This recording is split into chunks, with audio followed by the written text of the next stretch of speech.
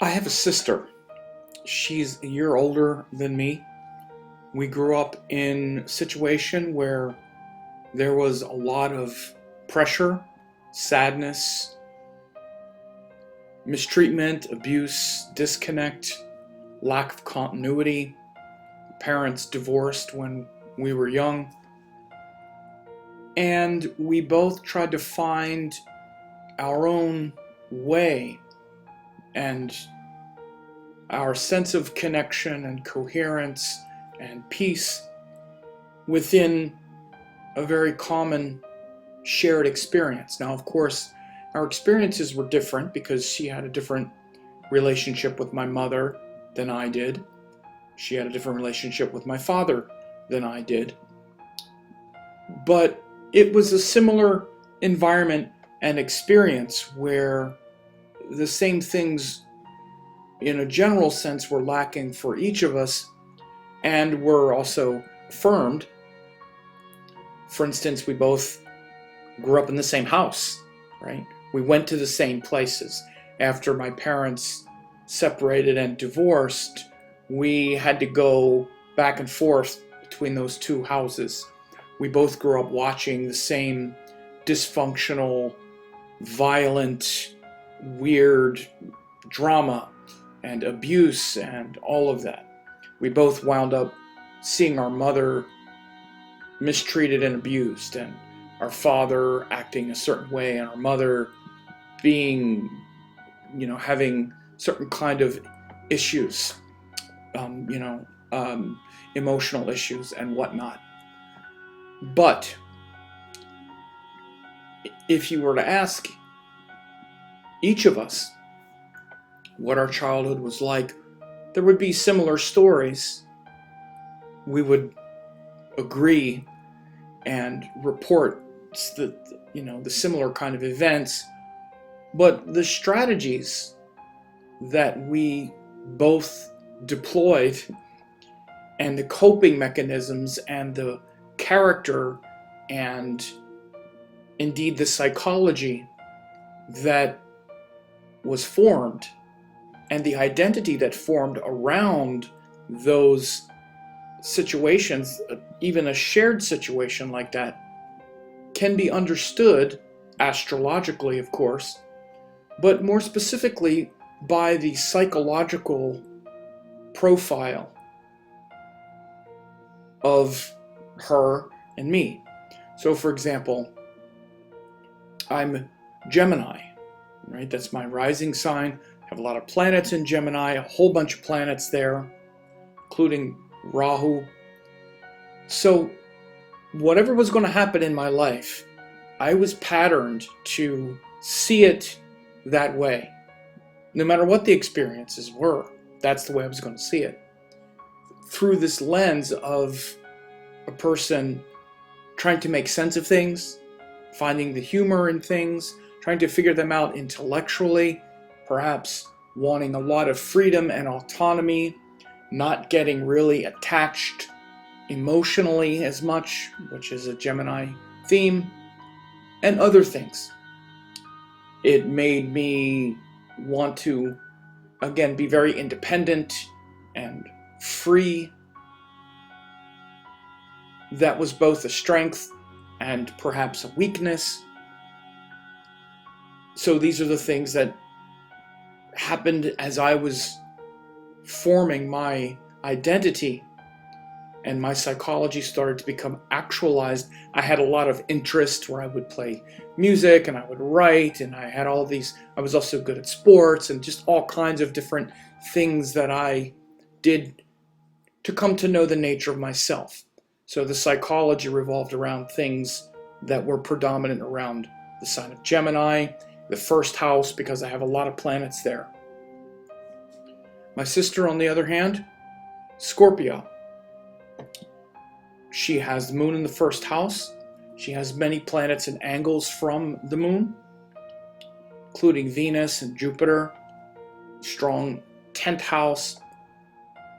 The way she took the same situation and the way she saw it, very much the way she sees her life, was very much in this Scorpio way. She looked for like a surrogate family in many ways. She would want to be connected and bound and attached to other families. She had a kind of surrogate family that she would hang out with, actually, quite a bit. She wanted to bond very strongly because it was a Scorpio ascendant, moon in the first house. And she wanted things to be very stable and solid because there were planets and angles from the ascendant and from the moon. So she had a very strong desire to build a family, the family she never had. The stable, solid family that she never had, she wanted to build. So she got married quite young, had kids, had a family by her mid-20s, early to mid-20s, right? Very Scorpio, fixed, watery nature. Her brother, very, very much completely opposite. Rather than looking to bond and forge that, I was like, okay, those bonds are tricky. I want to be free. I want to navigate. I want to explore the nature of myself. These are the kinds of things, and these really having a deep psychological profile that I'm going to be talking about in this Psychological Astrology Weekend. And it might seem simple, or it might seem like, well, okay, well, that makes sense. That one would be Gemini, one would be Scorpio. But each one of these signs, planets, houses, and especially certain sensitive points like the moon and the, certain houses where a bunch of planets gather, they have a particular psychological profile that brings in a very specific challenge and redemption, I guess you would say. And we squeeze and try to push everything into this kind of psychological strategy. It's like the strategy through which we try to know the self, and it's the source of all of our projections. That's what our psychology really is. And this class that I'm going to be teaching on astropsychology is going to be maybe one of the most important ones that you'll ever learn, because if you can't understand the person's psychological framework, including your own psychological framework, it's impossible for you to understand the motivations, the hidden motivations. So in the weekend course, I'm going to be going over these things. It really shows the biases, the strengths and weaknesses, and the default way that we're going to see the world based on the astrological factors. And you want to understand that it's this thing that's as primal as you can imagine. This is why no matter what you've gone through in your life, there's something about you that still feels like you. Think of all the things and how in some ways disconnected you feel from your earliest memories. Like, my earliest memories of when I, lived in this little house in rural Maryland on the, called Bayside Beach, right by Chesapeake Bay. And I played with my cars. I used to call it a trick track. That's what it was called, with these little electric cars. And I would fish and play baseball. I mean, it seems like another person, but yet it feels like me. Especially the things that I remember, that are indelibly imprinted in my mind. The wonderful memories and the difficult ones. There's a continuity. And that continuity comes from that psychology. And it's not just that you remember and that you remember it was you, but it fits in with something that has a continuity and that has a range of predictable expression.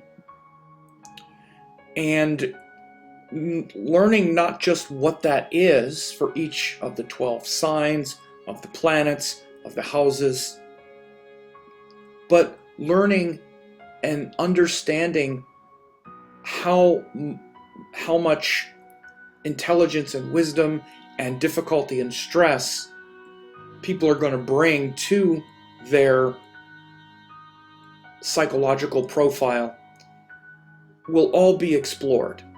Because, again, these are the things that need to underpin your astrological methods and the techniques and the way that you use all of the components. The way that you use things like elements and gunas and modalities and attributes. The way that you describe them is going to have to fit in a psychological profile. For example, if you use the example of the Gemini and the Scorpio, Mercury is going to be important for both. Everybody needs to speak. Everybody needs to try to figure things out. But what's the psychological motivation? What's the psychology behind the usage of Mercury for a Gemini, for a Scorpio? How does the function even operate within that person? Again, what's the motivation for trying to think and figure things out, which is what Mercury does for a Gemini and for a Scorpio? They're totally different functions, right? So again, we always start with planets to get the power and the range of possibility. Then we drill into the signs to really understand that psychological patterning and the projection that we bring as a result. Because you want to understand that everyone is living in their own world, and they project that world into existence based on the psychology. If you don't understand the psychology, you're not going to do good. You're not going to do very good work, and it happens still. In fact, it happens a lot with, I would say, I don't want to say all, and I don't want it to be insulting or to sound like my students don't do good work, because they do very good work. But many times I have to keep going back and reminding them. For instance, when I do intensive one-on-one, trainings with my advanced students, we'll be looking at a chart and they'll go, oh yeah, this came up, and they'll be analyzing, Venus or something here or there. And so many times they'll miss. I'll have to go, yeah, but you got to remember, this is a Capricorn person. Their nature is to be a little stressed, a little worried, trying to organize things and manage things. What I'm doing is describing their psychology, their psychological patterning. It's the deep, innate nature that we have, and that you need to understand in every chart.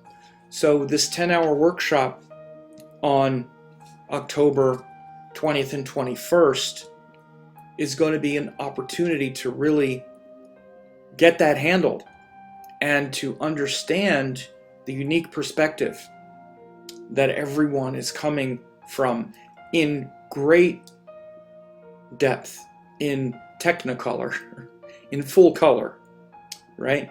Hyperpixelated and dramatically illustrated. The more you can understand this and explain this, the more your work will be incredible. It's like you can't learn this enough. I still learn more about it every day. And again, it's a matter of bringing together and streamlining what you've learned at different times from me or online or whatever. Dialing in these succinct and powerful psychological profiles will really send your astrological understanding into the stratosphere. You'll have so much more confidence just by the fact that someone is this particular sign and this particular planet, let's say, is influencing the 10th house, what's the psychology behind the 10th house? What's the real motivation? Again, the psychology is like the motivation of that thing. Why is someone even motivated in their career? What are they doing it for? Why are we even motivated to do anything in our work and in our career? Most people don't really understand the motivation. For example, what's really the motivation of the first house? What's the psychological motivation? What's being activated there? What psychological lesson is being developed and evolved? I will tell you this, it has more to do with identity. But what is identity? And how do we do it correctly in a way that then feels good? Because again, it's our psychology that produces emotions and feelings. So I'm not talking about describing emotions. I'm talking about motivations, the psychology that's beneath the emotion. The emotion's what pops up to the surface that you see. Underneath is the psychological motivation. What are we all trying to develop through the first house? Through our identity, our truthful identity. What is it that generates authentic growth in that area? What is our truthful identity? And what is it when it's off? So for example, in that example, the truthful, empowered quality of the first house, what we're trying to, psychologically connect with, is a sense and a feeling of integrity, where we feel this psychological consistency, where we don't lose our identity in different situations, when we get around different people. Because when that happens, our identity becomes confused. And then we start lapsing into different kinds of behaviors. We act a certain way around this person, we act differently around that person, and we get lost in all these different roles that we play. This is a very deep dharmic concept. It's a very deep psychological Indian concept of dharma, artha, kama, and moksha. In fact, it's funny because even though psychology is often pinned to a Western thing, I find that especially as it relates to mapping over psychological concepts to Western astrology, many times the descriptions I hear of Western astrology is not very accurate. Even like with the first house, where sometimes it says, oh, that's the ascendant, that's the mask we put on. It's very much on the surface. That's a very surface way to look at it. We're looking at the motivation, the deeper psychological motivation. We often hear it described in its detrimental form. The mask is the detrimental quality of the identity. The identity is deeper than the masks. We don't want to be putting on masks and taking them off all the time. That's called being lost. We're looking to get rid of the masks. So again, the ascendant, the first house, isn't masks. It's deeper than masks. It's being unmasked. It's having the courage to be authentic. And the reason we don't have the courage to be authentic is because we don't know ourselves, our true self. So again, this is the deeper psychological motivation behind all of these things. And again, you don't want to get confused that the psychology is the emotion. The emotion comes next. Because then when we don't know ourselves, it generates this emotion that creates stress around, I don't know how to behave. And you'll notice it in a person's behavior when they can't make good eye contact. And you can tell they're nervous and they have to fill up dead space with silly chatter or whatever it is. So these are the kinds of things we're going to go into. I'm going to get very much into behaviors and so you can understand and even predict the kinds of behaviors that people get into with different, to compensate for different psychologies. Okay, I'll give you another one just to let you know the kinds of things I'm talking about. Many times, and I'll say this to people when I'm doing readings, if it's often when they're ruled by Venus, or they might have a really prominent Venus, like Venus in the ascendant or on the moon, or if they're a Taurus or Libra as well, especially, or even just one or the other. You'll hear the person go like, all the time. Even when they say things that are not funny, they'll want to make you comfortable by doing little, like, making little phony gestures, phony laughing, especially. Like they'll say something like, yeah, well, I don't know, I've never had a good relationship. My first relationship was abusive, so I'm not sure I'll ever do that again. I'm like, and I'll hear them do this, and I'll, because I'm such a pleasure to talk to.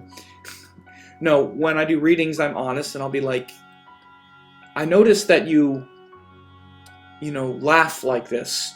That didn't sound like something that's actually very funny, or that probably made you very happy. Do you notice this tendency? And this is a part of wanting to make others feel comfortable rather than sitting in integrity with what's going on. So this can happen a lot with, again, people that are Taurus, Libra, very prominent Venus, very prominent Moon, even Jupiter, but particularly Venus and the Moon. Cancer signs, this sign of Cancer. It's those three signs usually, Taurus, Libra, and Cancer, and Venus and the Moon. You'll see this kind of thing go on.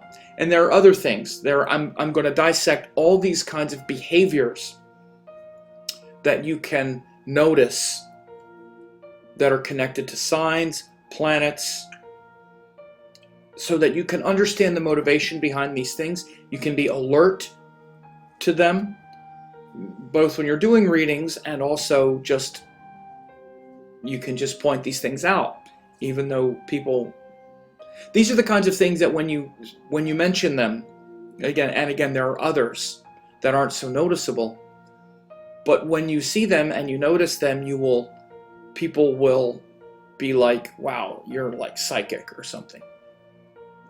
And these are the kinds of things that I'm going to unpack in the Psychology Weekend.